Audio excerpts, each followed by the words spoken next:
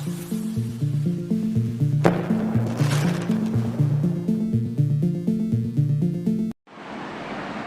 दोस्तों, मैं हूं एसपी चौहान और आप देख रहे हैं आपका अपना यूट्यूब चैनल। आज की इस वीडियो में बात करेंगे ट्रांसफ़र को लेकर एजुकेशन विभाग में पिछले कुछ दिनों से हो रहे उल्टफेर के बारे में। आज की इस वीडियो में आपको बहुत सारी जानकारी मिलने वाली है, तो वीडियो में लास्ट तक बने रहें। दोस्तों, आने वाली 25 सितंबर को कैबिनेट की बैठक में ट्रांसफ़र खोलने को लेकर ट्रांसफ़र से बैन हट सकता है। आशंका जताई जा रही है कि पिछले कुछ दिनों से सभी विधायक, संसदीय मंत्री वगैरह सरकार पर दबाव बना रहे हैं या सरकार से आग्रह कर रहे हैं भी जो ट्रांसफ़र पिछले दिनों से बैन है उनको खोला जाए। पिछली बार जब लोकसभा चुनाव थे उस समय ट्रांसफ़र से बैन हटाया गया था, लेकिन एजुकेशन डिपार्टमेंट के अंदर कोई भी ट्रांसफ़र नहीं किया गया था। ये बात बोलकर भी अभी बोर्ड के एग्ज़ाम हैं, तो इस सरकार को बने हुए 9 महीने हो चुके हैं और एजुकेशन डिपार्टमेंट में इस सरकार के द्वारा अभी तक कोई भी ट्रांसफ़र नहीं किया गया है। डेपुटेशन एक अलग प्रोसेस है, लेकिन ट्रांसफ़र के नाम पर अभी ज़ीरो है।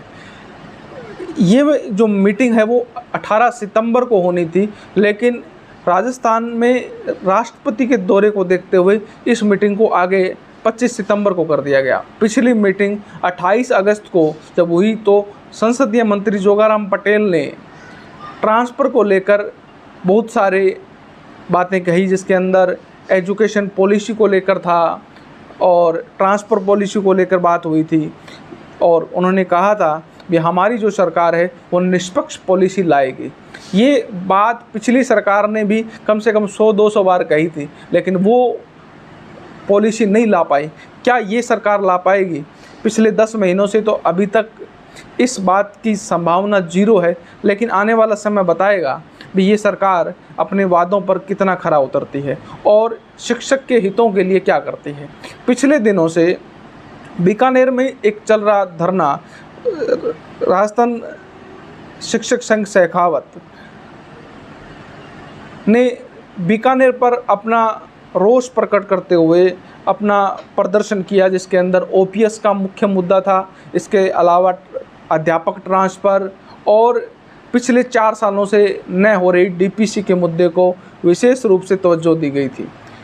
राजस्थान के तमाम शिक्षक उस धरने में शामिल हुए थे और राजस्थान शिक्षक संघ शेखावत ने ये आवाज़ बुलंद करी थी कि अगर ओपीएस जो कि शिक्षक का हक है, अगर इस सरकार ने उसको छीनने की कोशिश की तो राजस्थान के शिक्षक सरकार की ईंट से ईंट बजा देंगे।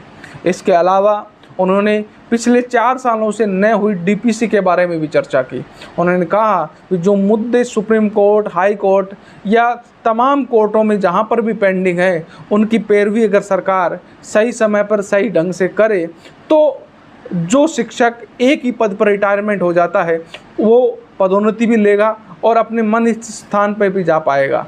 लेकिन सरकार की उदासीनता के कारण वो शिक्षक उसी पद से रिटायरमेंट हो जाता है और जो शिक्षक अपने गृह जिले से दूर ड्यूटी करते हैं वो अपनी तमाम उम्र वहीं पर ही निकाल देते हैं, जिससे कि वो न तो सामाजिक अपनी जिम्मेदारी निभा पाते हैं और अपने समाज से भी दूर हो जाते हैं और बच्चों को भी एक नया परिवेश देखने को मिलता है।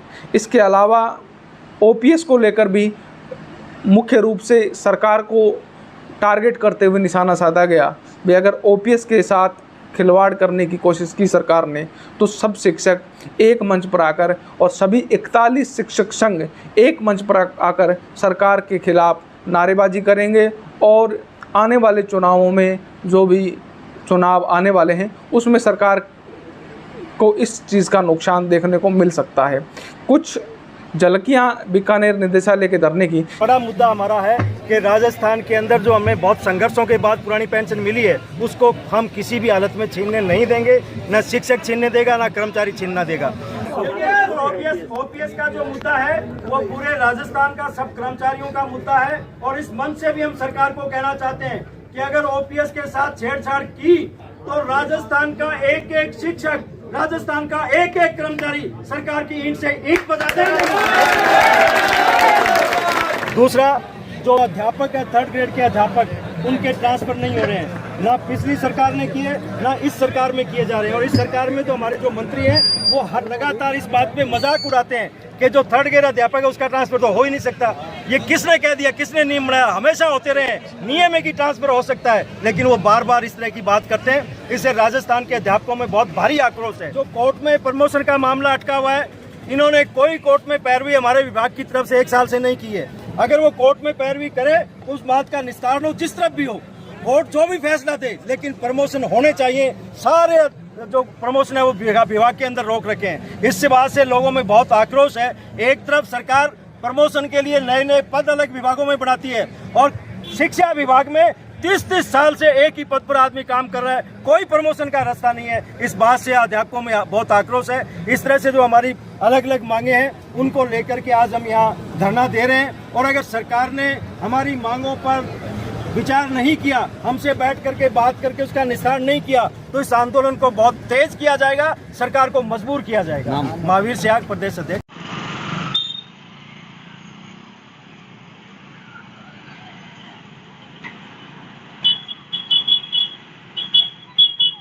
इसके अलावा 5 सितंबर को शंभू सिंह मेड़तिया, जिनका शिक्षक सम्मान होना था, लेकिन किन्हीं कारणों की वजह से वो उनको शिक्षक सम्मान की लिस्ट से बाहर कर दिया गया और उन्होंने माननीय शिक्षा मंत्री को पलटू राम जैसे अन्य शब्दों से संबोधित किया, इसलिए उनको भी निलंबित कर दिया गया।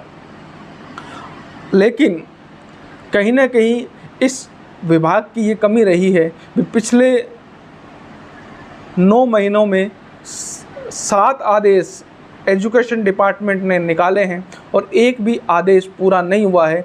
जब भी उस पर प्रक्रिया चालू हुई, उससे पहले ही उस आदेश को बदल दिया गया। उसके पीछे किसका दबाव रहा, क्या कारण रहे, अलग अलग आदेशों के पीछे अलग अलग रणनीतियाँ और अलग अलग शिक्षक संघ की बोलें या सरकार के नुमाइंदों की हाथ है, जिससे किसी भी व्यक्ति का नुकसान दिखा तो उसने उस आदेश को बदलवा दिया। अब ये डिपार्टमेंट किनके हाथों से चल रहा है ये तो मेरे को नहीं पता है, लेकिन इस डिपार्टमेंट को सही तरीके से चलना है तो अपने आदेशों पर कायम रहना ही पड़ेगा। फिर मिलता हूँ एक नई वीडियो के साथ, तब तक जय हिंद, जय भारत।